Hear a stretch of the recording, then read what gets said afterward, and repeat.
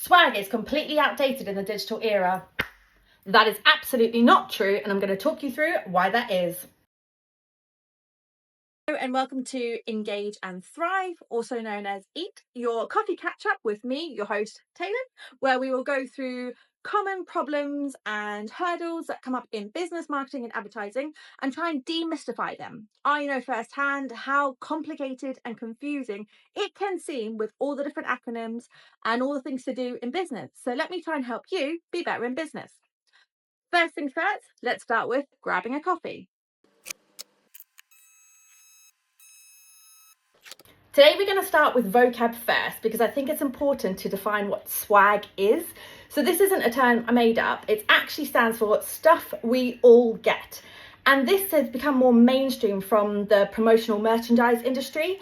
And that's anything like branded cups, branded caps, branded water bottles, you name it, that's swag. Stuff typically that you would get from brands if you went to a conference. So old school way, I remember going to a conference and trying to collect as much promotional material from brands as possible. All the pens, all the notebooks, everything possible. The next one on vocab is digital integration. So you may have heard me talking about this before, and this is basically a way of bringing the offline online. So how do you actually integrate any physical items to have a digital experience as well, which we'll go further into in the takeaways later on. So to myth bust around swag, and obviously, as you can see, I'm the queen of swag.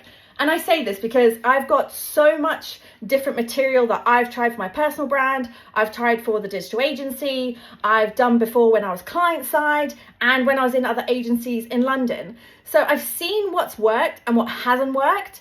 And it's really interesting to myth bust this because I think a lot of people think swag is just stuff that has no purpose and it's an expense that's not needed as a business, and why would you do it because you can't track anything around it. But actually, when we go into the takeaways, you'll see how swag is evolving and how you're potentially using it to create memorable moments. So today we're going to go through 3 key takeaways. Number 1, it's evolving. So like I was saying, with the offline and online experience, I think it's so important in the digital era to try and merge these two experiences, especially with social media and websites and everything. There's actually neuroscience studies behind people having a more memorable experience with a tangible product. So how do you do that to get that physical touch with your digital experience? To give you an example of a real life story as well of how swag can work is I flew back from London early this year and I was wearing a hoodie with down the one arm had taelon.co.uk, my website URL on it, and I have my brand on, and I'm always typically wearing branded merchandise whenever I'm traveling. For me, the reason for having swag and wearing it a lot started a long time ago when I started my career because I wanted a way of increasing my awareness, but I didn't really have the budget to do anything. And like I said, you can do everything on your website and social, but actually, if you're out and about meeting people, how can you make it more memorable? And one thing as well is I'm always on brand, black and white. So anyway, walking through the airport with this hoodie on, didn't think anything of it, was really proud. It's a new hoodie, love it, it's great, customized inside red hood. When I got back to Bangkok, I had seen on my traffic a few days later on Google Analytics, there was a massive spike in traffic. And it was coming from the most random countries, and I could not work out what I'd done. And then I relayed it back and was like, that's the day I got the flight. That's the day I was walking through 3 different airports, London, Doha, Bangkok. And clearly people had either seen the branding or seen the website and been like, what is this? And actually gone onto it there and then in the airport or when they returned to their home country. And so it's just an example of showing how things can work. Other ways you may have seen is if you follow any Canva ambassadors. So Canva has brand ambassadors and they will regularly send these swag boxes to. And obviously Canva's a product, a software that you make banners, ebooks, social media collateral, whatever you want to. So what could Canva send as a collateral piece? What they do is then either print off Canva material on swag, so a Canva mug, a Canva water bottle, whatever it is, things that you may use while you're working. And if you think about it as well, with the uptake of remote working since COVID and more people wanting that flexibility of working wherever they want to work from, I think it's even more important to create that physical, tangible experience for your brand if that's your target demographic.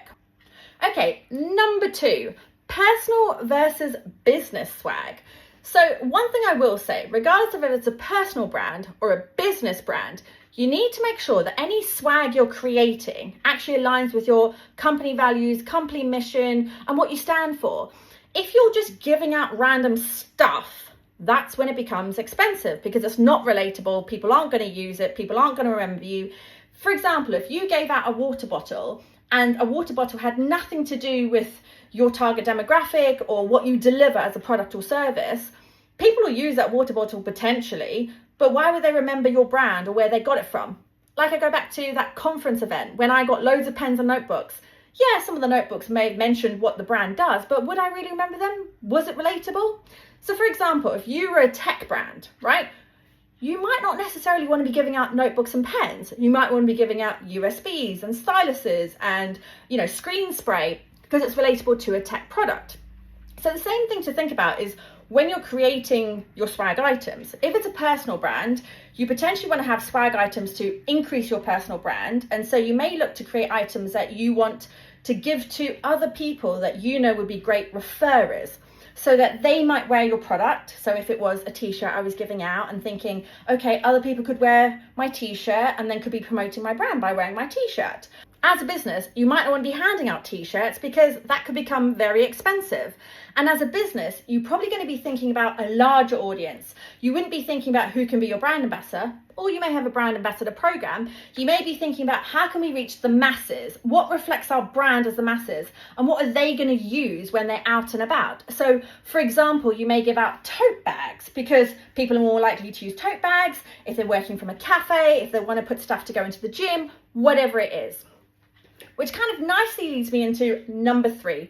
When is it right to use swag? So there are so many different user cases of swag and why it would be relevant.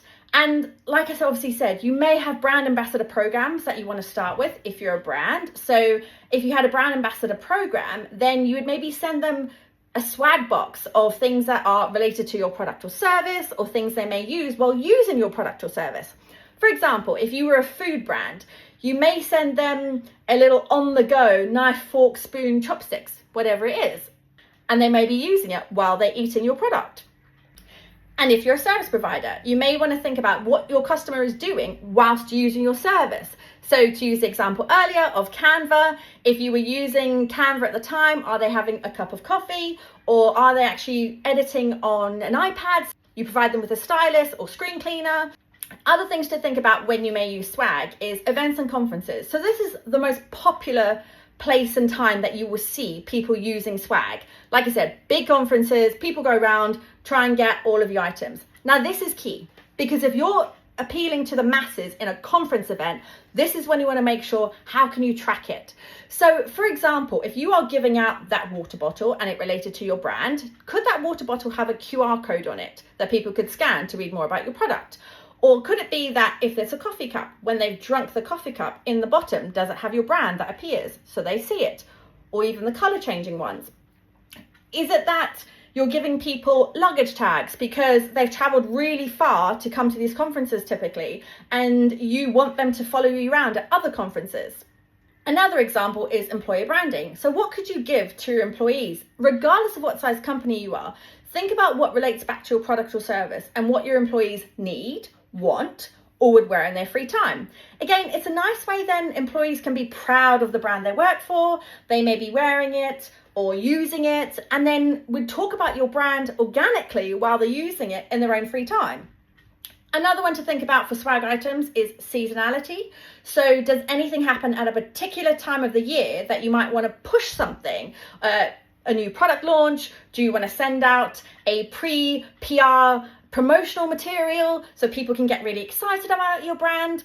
And another one that is a really lovely one to think about is customer experience.